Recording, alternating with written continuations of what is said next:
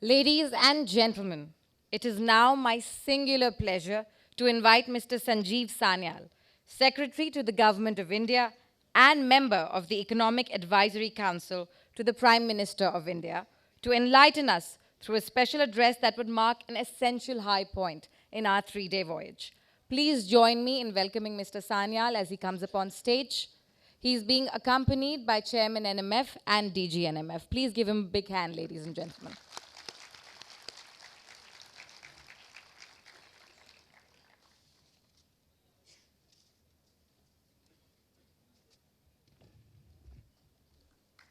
Sir, the floor is yours if you would like to. If you would like to, sir. Okay. All right.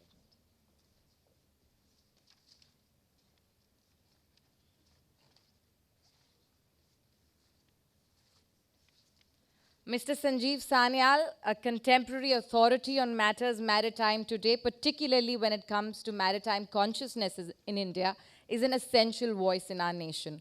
So ladies and gentlemen, please sit back.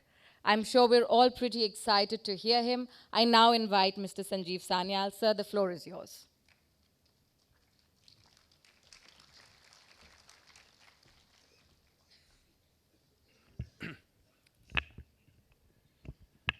Admiral Singh, Admiral Chauhan, ladies and gentlemen, very good morning, and thank you very much for giving me this opportunity to come here to Manikshore Center to speak to you today.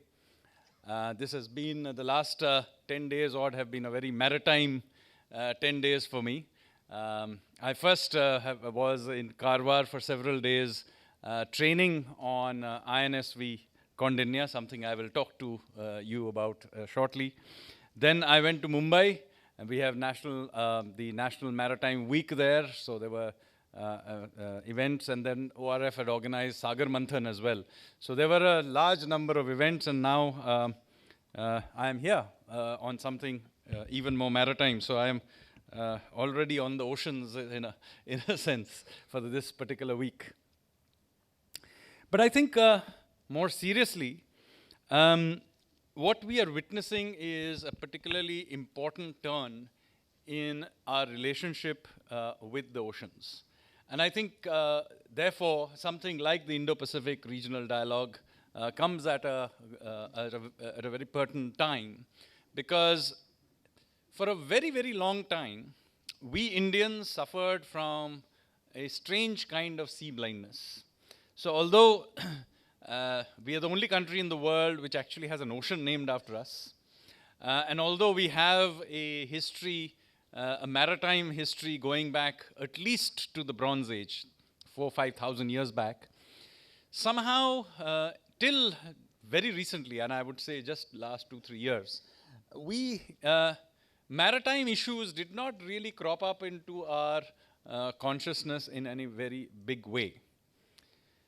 Now, we can debate why this was the case, but it did lead to strange imbalances, and I'm sure in the last few days you've heard about it from a military perspective, but let me tell you from an economic perspective how imbalanced it all got. So, for example, just look at a map of India. Okay, we have on one side a friendly neighbor to our west with whom we don't trade. We have another neighbor to our northeast, very big neighbor, and although we do trade with them, they are our biggest trading partner in goods, as it happens to be, but we don't trade with the bit of China which we have our border. We actually trade with Shanghai and the eastern side. So if you take it from a purely economic perspective, actually India is an island nation. We are as much an island nation as Britain or Japan or any other island nation that you may want to think about. So, oddly enough, despite the fact that we, as I said, from a geostrategic and economic perspective, an island nation, something like 95% of India's trade actually is carried by foreign ships. We have some 480 ships, merchant navy ships of some kind. Most of them are not very large. And consequently, as I said, 95% of our shipping is carried by foreign ships. The result of this is that after oil, shipping related costs, whether it's the cost of shipping things, insurance, finance, you take the whole lot. It is, depending how you count it, our second or third largest import. And from a geostrategic perspective, it is also our single biggest risk. I mean, we don't even need to be sanctioned by a major country. If 3 shipping lines decide they don't like us, then that's it. So, in that situation, we need to begin to think about our seas, our maritime infrastructure in a completely new way. This is something that the Honorable Prime Minister began to point out a few years ago. And you will be pleased to know that in the last 24 odd months, I would say, that this project of taking on our maritime infrastructure, maritime laws and so on, more seriously has taken up a great momentum. Late last year, we changed 5 maritime-related laws, which are related to ownership, flagging, and so on. Many of these relate back to the 19th century. These are colonial era laws or early 20th century colonial era laws, which were simply not fit for purpose. So we have modernized them. We have finally given ships infrastructure status. Now, one would wonder why on earth we didn't do it to start with, because they are obviously large ships, certainly are infrastructure.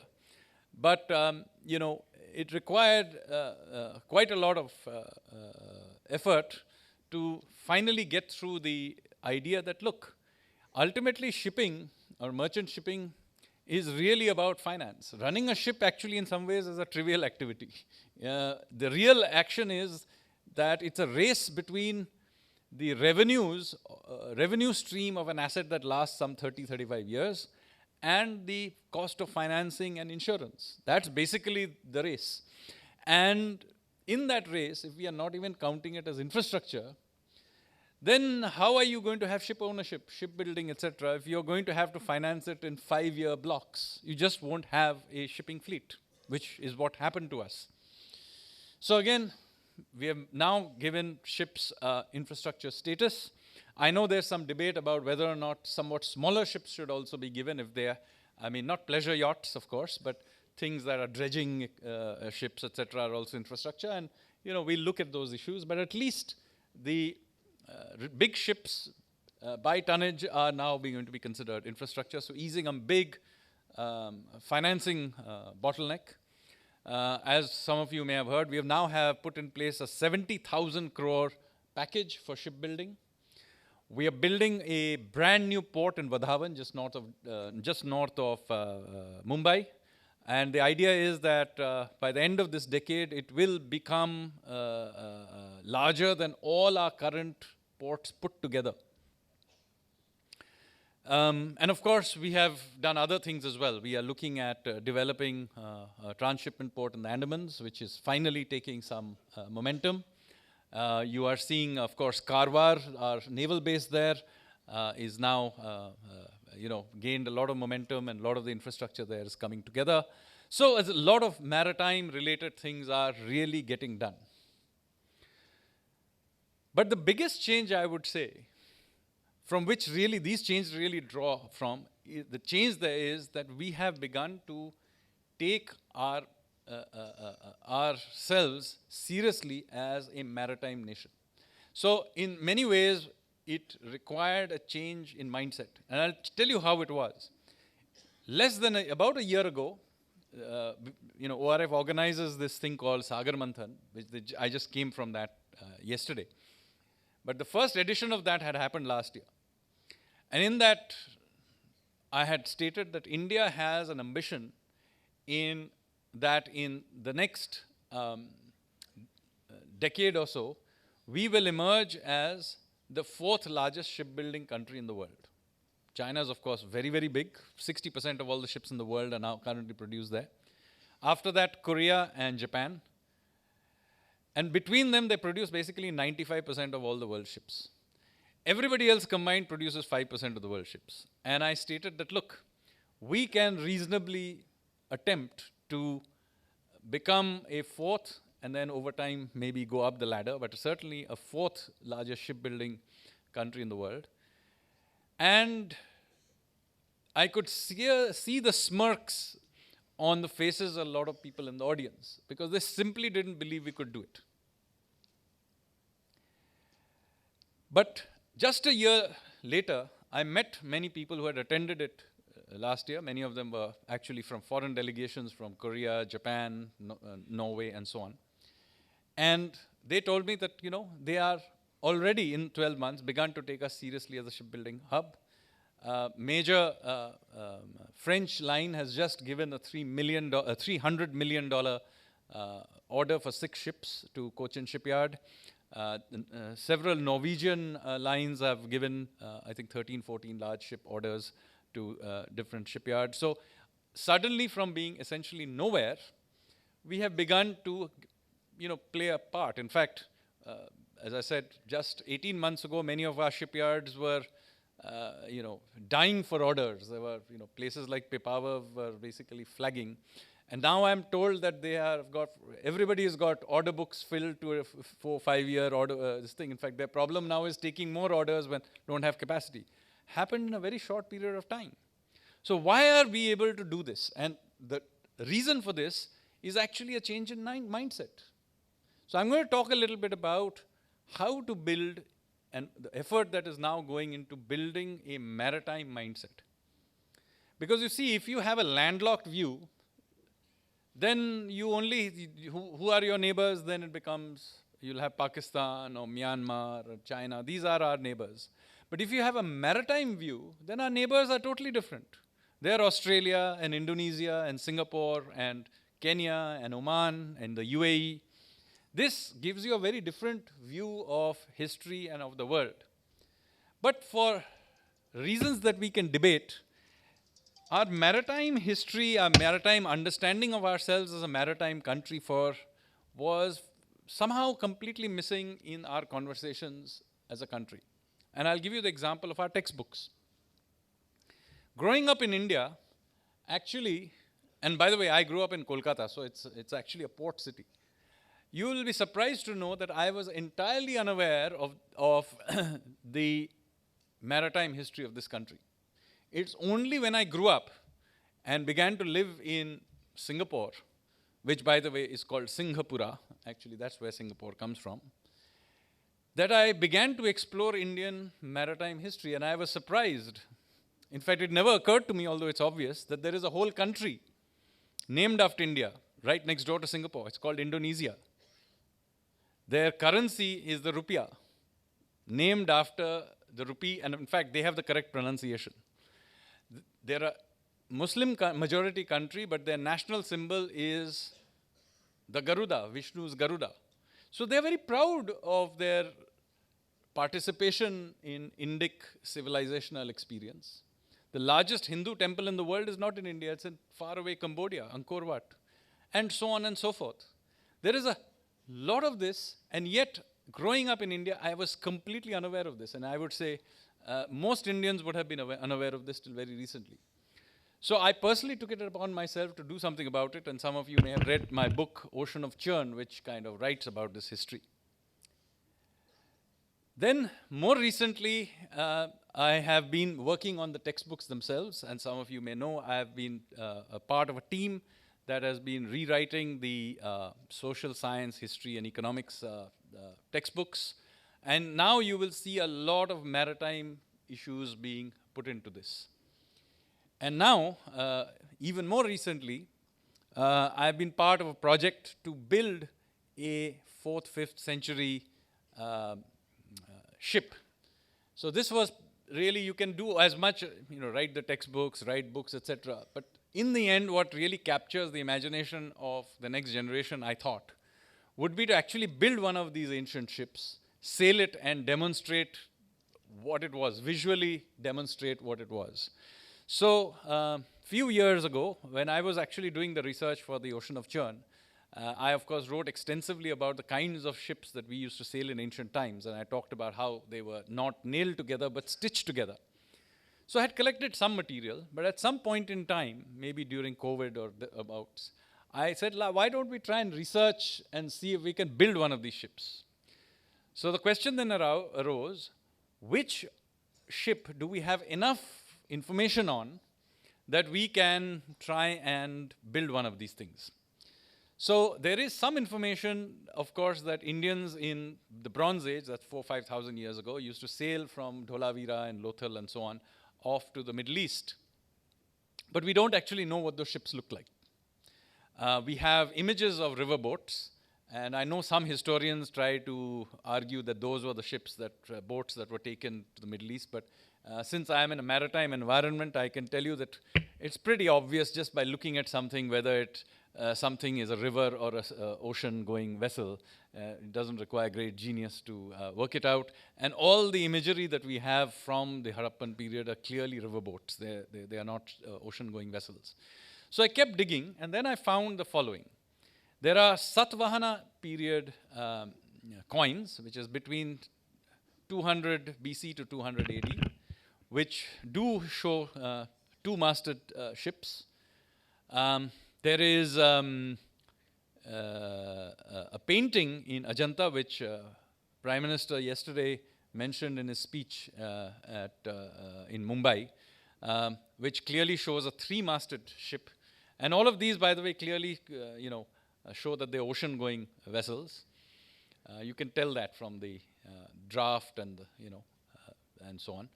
And then there are some texts like the Yukti Kalpataru, which also talk about how big these ships were. And indeed, some of these ships were massive. They would be sizable ships even by modern standards.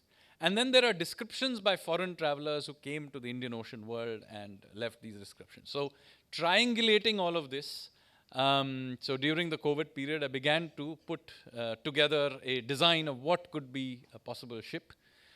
At about that time, I also came in touch with a traditional shipbuilder from Bepur called Babu Sankaran. Now, Babu Sankaran's family has been building ships in Bepur for hundreds, if not thousands of years. As far as they can tell, they were building ships. And he said that the stitching technique is still somewhat remembered, but it's only meant for very, very small local boats. But his grandparents, when he was young, had taught him the rules of thumb for a larger ship. And so he knew them. But sadly, his own kids are not interested in learning this. So this gave a sense of urgency, because now you have literally the last generation who remembers how to build these larger stitch ships. And then, again, with the help of Hemant, who was a naval architect, so the Indian Navy has been part of this journey from the beginning, I began to create the line drawings and so on. Now, of course, as you can imagine, I was somewhat skeptical about my skills as a naval architect. So I put it together. I decided to see if I could survive a lecture on the topic at IIT Delhi's Naval Architecture School, complete with my calculations of Navier-Stokes equations and so on. And I'm told that I survived well. So that suggested that I was perhaps on the right track. And then I took this project, I actually slyly added it to the end of some other presentation I was making to the Honorable Prime Minister, and tacked it on, asked him if I could have 5 minutes to make a presentation on something completely different. And so I made it, and then I asked him, sir, would you support the cause of building one of these things? So he was quiet for about 20 seconds. Then he said, Kariye, lekin doobna mat. So that's how about 3 years ago we went down this line. And I will say that Culture Ministry through Project Mosam was very, very generous providing support for this.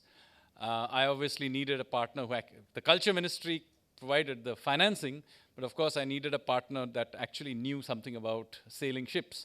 So I'm pleased to say that I had the support of the Indian Navy, some of those who helped me here right on the stage. And so Admiral Singh was very, very kind, and of course the subsequent Navy chiefs have been very, very supportive of this project. And then so we began building this in Hodi in Goa. Of course, for them as well, they were, it was the first time they were building a wooden ship. So it was experimental for everybody. Babu Sankaran moved from Bepur to Goa. He helped build this. And in May this year, we managed to put this ship to sea. And we were pleased to see that it held together, being tugged to Karwar. And then it was inducted into the Indian Navy. So right now, it's called INSV Kaundinya.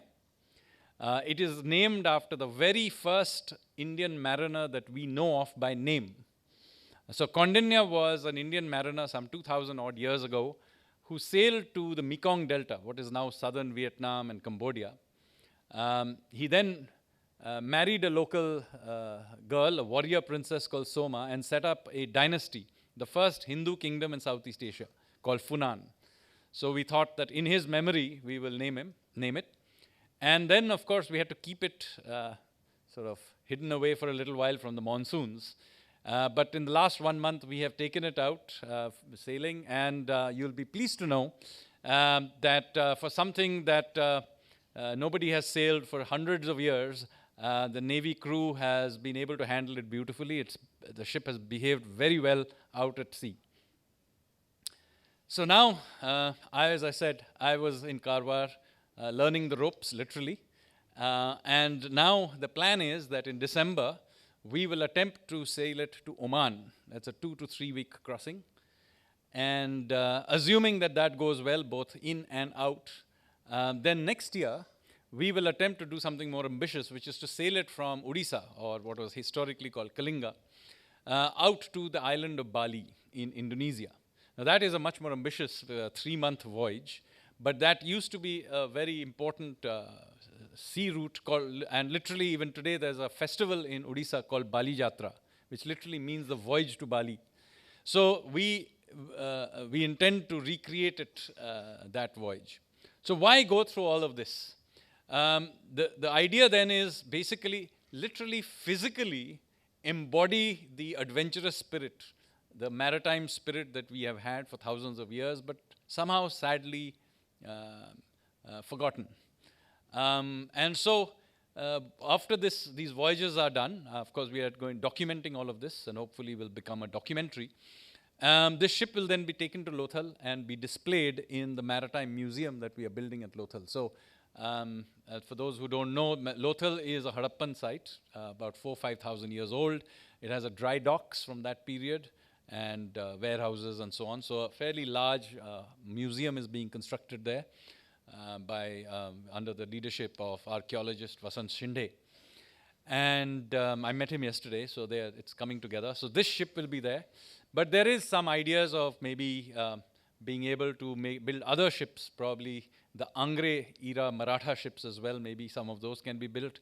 And of course, since there's lots of Navy people here, please don't throw away your ships after you have used them. I think there is now a home for displaying them. And we would love to have some of these Navy ships. I keep mentioning them, that if you will ever wish to lend me any of the missile boats that were used for the Karachi raid, I would love to have them displayed in that museum. So that would be the idea. Because I think there is an important to tell these stories. So with that, let me stop and say that, look, we are making a lot of changes. As I said, that literally we are consciously rebuilding this maritime sort of culture, which had been somehow suppressed. And to give you a sense of how suppressed it was till very recently, there is a very famous British historian called Charles Allen. I don't know if you've heard of him. Many of you have read his books. And his books are sold everywhere in India. You can go, Charles Allen's books. He has got a book, I think it's called Coromandel, which is about India's maritime history. And in the very first chapter, in the second paragraph of the first chapter, so it's really literally on the first page, he starts by saying that the Indians are a strange people. They have surrounded by the oceans, but for some reason other than one raid that the Cholas made in the 11th century, they don't seem to have ever had a navy or had done anything maritime. Now, this book is not a colonial era book. It was published in 2015, just 10 years ago. That a famous historian can say this and get away with it and not be challenged tells you the extent to which we had, for whatever reason, buried our own history. And this, by the way, is not a passing remark. The book is a book on maritime history of southern India. And so, by doing this, what does he do? He literally skips over all of our history and starts with the maritime history of India with the arrival of the Europeans. So, this is simply incredible that nobody challenges these kinds of narratives. But the good news is we have now begun to rebuild this maritime consciousness. It is done deliberately, and with all these efforts that I talked about, it's not just about history and the past. This is now already having real implications and impact in the effort we are putting into the investments that are going in. And of course, not just in the merchant navy space, you will be seeing that we are putting in a much bigger push even into our military capabilities in the oceans. Thank you very much, ladies and gentlemen.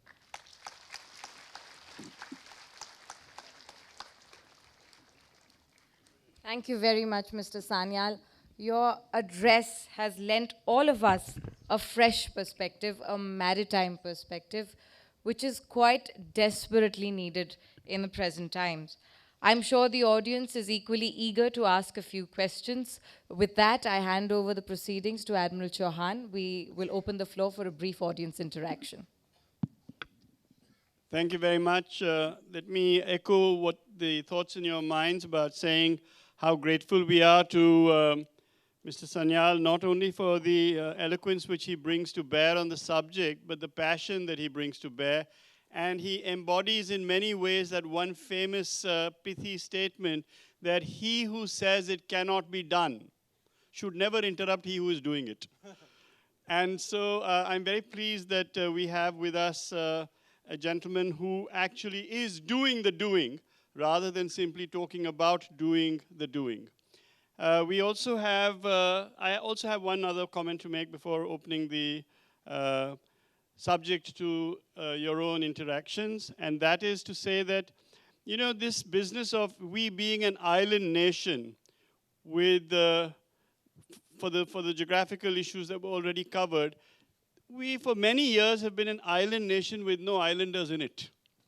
And the requirement to create islanders, the requirement to create maritime consciousness is fundamental to this effort which we are making to move from our present level of GDP. If we're going to go to a $30 trillion GDP in nominal terms by 2047, then we have to energize the peninsula like never before. And that effort is the amalgam of the geo-economic issues that were being spoken about and the geopolitics which will drive those particular issues. So with that, I have many people putting their hands up, and since the fastest hand receives the first input, so the gentleman who, yeah. No, there's somebody in the middle there. We can ask, let him answer. No, one, yeah. He needs to be rewarded for putting his hand up fastest. Okay, fair enough. All right. Please keep your questions succinct. Please Am I introduce audible? yourself. And please go ahead. Okay, sir. Namaskar, respected panelists and delegates. It's a privilege to be here today. I am Vishwas Chaudhary, a student of Delhi University and a member of Dakshi, disclosing the ancient knowledge system and heritage of India. My question is to Mr. Sanyal.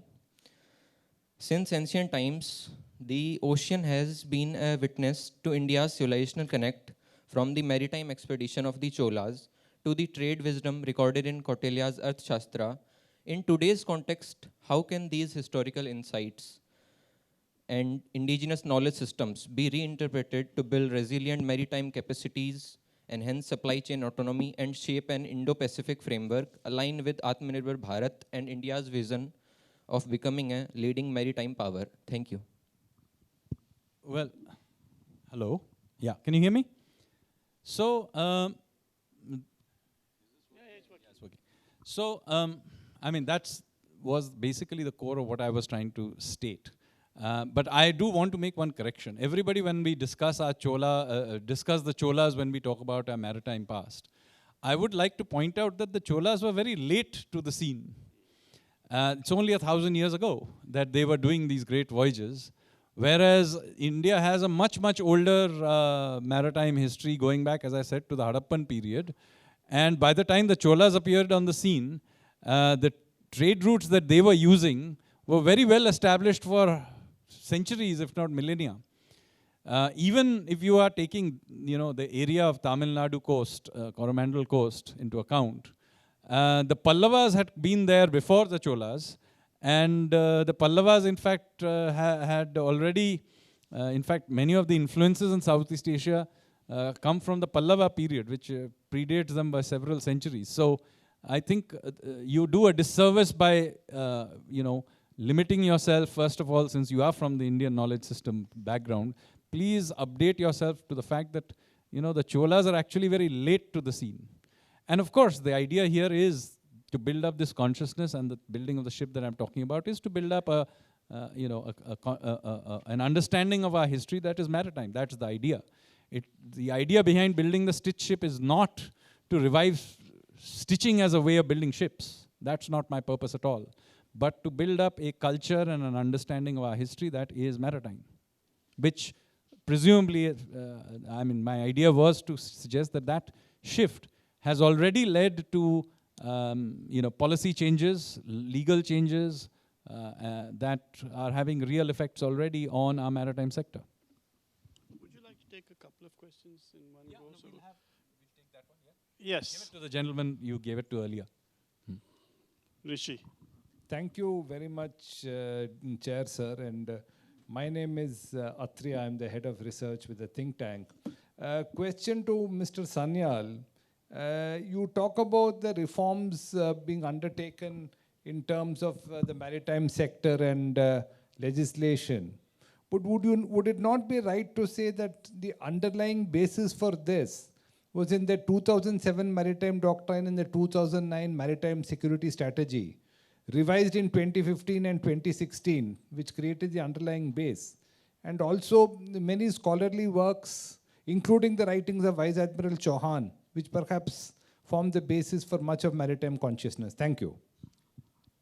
So of course, this is not shifted without a turn in the sort of way we think about the world.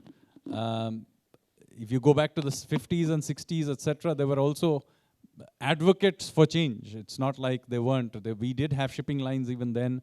There were people who were arguing for maritime investment and so on. And clearly in the 1971 war, the Indian Navy more than proved itself. So it's not like there was nobody pushing for it. But I do think you will agree that the changes that have happened in the last, very recently, do suggest a shift in gear that had not happened earlier.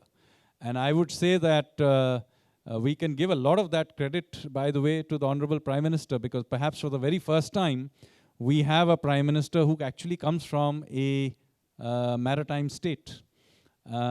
So that is why, one of the things that you have seen is a much greater emphasis on shipbuilding, ship ownership, and so on, than would have been the case. In fact, just yesterday, the Honorable Prime Minister delivered a speech in which, at the National Maritime Week event, where he extensively talked about these things. But if you go back and look at just, earlier this year, the speech given by the Honorable Finance Minister, the budget, a lot of space given to ships and shipbuilding and so on. So I don't think India has seen so much attention to its maritime sector before. And yes, these things have built up on some foundations built earlier. But I do think that it's fair to say that the acceleration is very, very palpable. Vice Admiral Kulea. So Vice Admiral Couler, for the benefit of those of you who weren't here earlier, is the first French lady to reach 3-star level rank in the French Navy, Admiral. Thank you. Sir, I duly noted the fact that India wanted to become one of the big shipbuilding nations in the world. But I also noticed that you failed to mention the fact that India was the first ship scrapping nation in the world. And actually, we need this. I mean, the maritime industry needs this. And I also understand that you went through, you had to fight your way with other nations along environmental issues leading with this. With this ship scrapping industry, I mean, the question is very simple. Why are you not alluding to this? Because I think it's also part of your maritime history. So I'm assuming you're talking about Alang. We do have a very major ship scrapping industry. And, well, there are many issues, not to mention the environmental issues that have come up as well. But it is I agree. I mean, if you have to think about shipbuilding, you have to think about the whole cycle. And it's not like we have abandoned it. It's just that we had, for a variety of reasons, almost got pigeonholed into ship scrapping and not been doing adequate amount of building. So you can think about it as a rebalancing that we are doing. And by the way, even ship scrapping can be done in a better way. So it does need some investment and so on, and something that we intend to put our attention to. So we can't do everything all at once, but our current focus is on building up the building part. But it's not like we have abandoned it, and that ship scrapping is something that we have been in historically, and we intend to keep doing some part of it, yes, into even the future. You can call it ship recycling. Admiral Pereira from Sri Lanka, sir. Former commander of the Sri Lankan Navy. Thank you, sir. And it's great speech and excellent about, you're talking about the maritime history of India. We also very closely associated, especially with the maritime sector. So as you, Yeah. New port is coming, is north of Mumbai. Okay, that is the biggest, largest one. The shipping density is very high in south of Sri Lanka. It's about every day, more than 500 to 600 ships are going east to west. That's the energy corridor. So I want to know, you all have a lot of ports. Only problem is the depth. That to bring bigger ship, it's a problem. But with new port is coming, how viable it? Because we are a transit hub. Even from Sri Lanka, India, we are a transit. So, but how viable this project? I am not discouraging. You are a maritime nature, is good too. If you improve, we are also benefited. So I want to know how. So obviously we need some very large ports. There's no doubt. We need one very large one on the east side and one very large one on the west side. There are many ports, but some have to be simply, we just have to build in Chinese scales, if that's what you want to know. And depth, etc., of course, they have been studied. I'm told by Admiral Karambir Singh just now that it's a 19 to 20 meter depth is what has been surveyed there, which should be good for fairly large ships. So it's that's a decently good depth.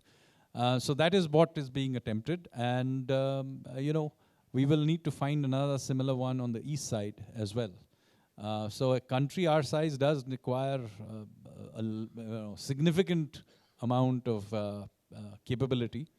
And quite apart from depth and all these kinds of things, one major problem our shipping industry and our ports have is that they were built in areas that have now become massively urbanized. So simply getting our trucks and trains and other things to taking the containers in and out is a non-trivial problem.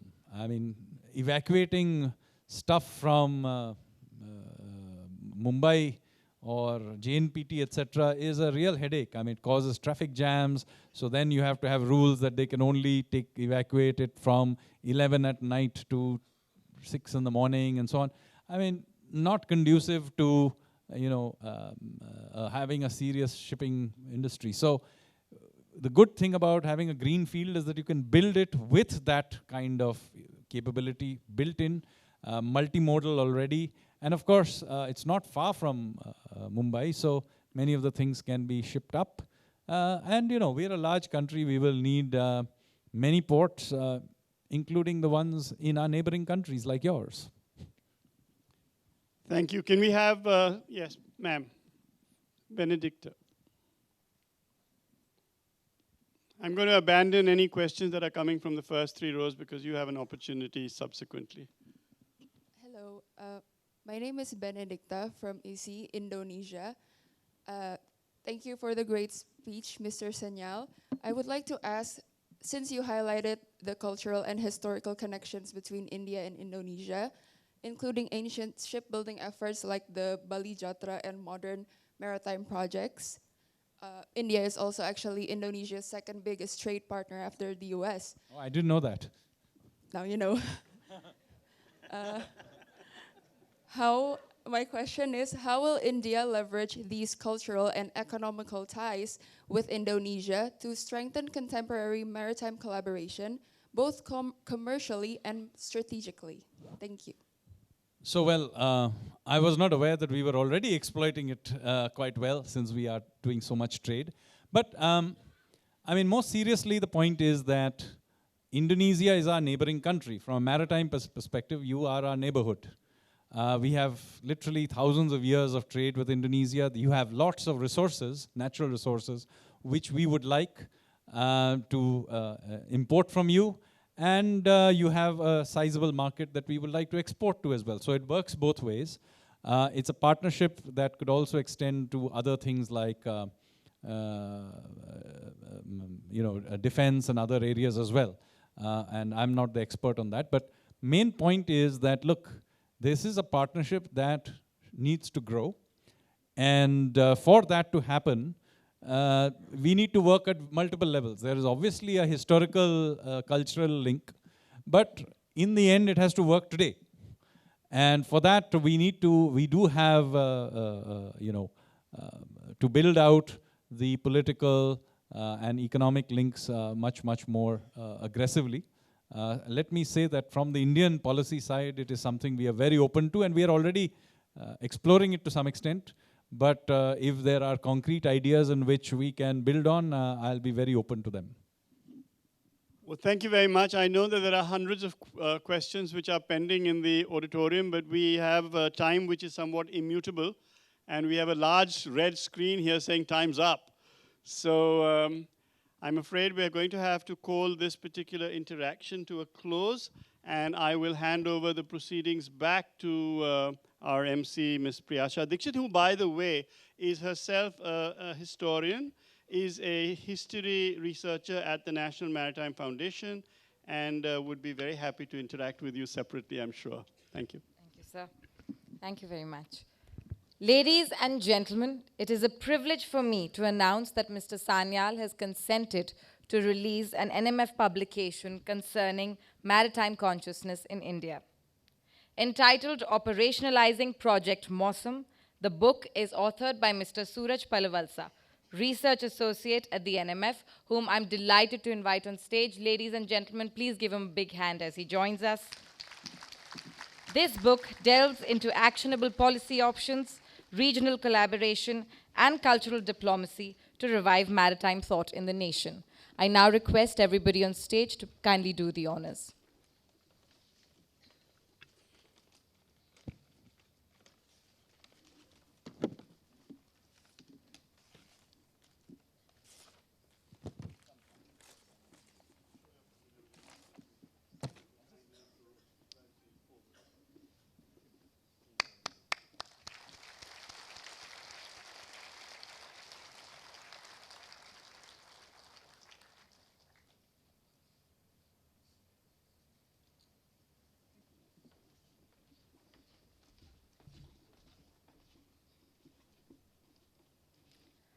I would now like to request Admiral Karambir Singh, Chairman NMF, to present a token of our appreciation to Mr. Sanyal.